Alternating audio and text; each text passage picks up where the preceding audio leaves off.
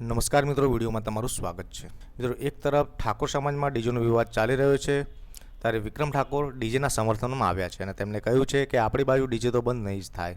હમણાં મિત્રો થોડા દિવસો પહેલાં ઠાકોર સમાજનું બંધારણ ઘડવામાં આવ્યું હતું અને બંધારણમાં એવો નિયમ બનાવવામાં આવ્યો હતો કે લગ્ન પ્રસંગમાં ડીજે બંધ કરવામાં આવે।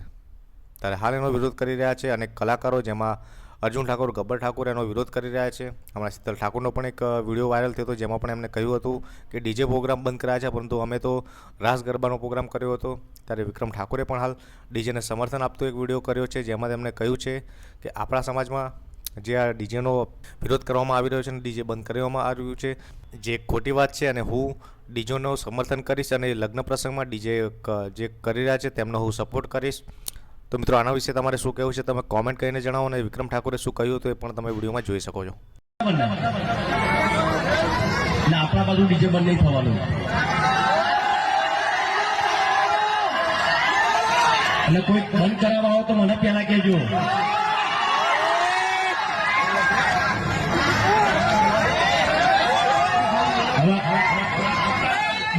ડીજેમાં કદી ગાતો નથી, પણ આજે એટલા માટે ગાવું છે, ડીજેના સમર્થન માટે મારે ગાવું છે।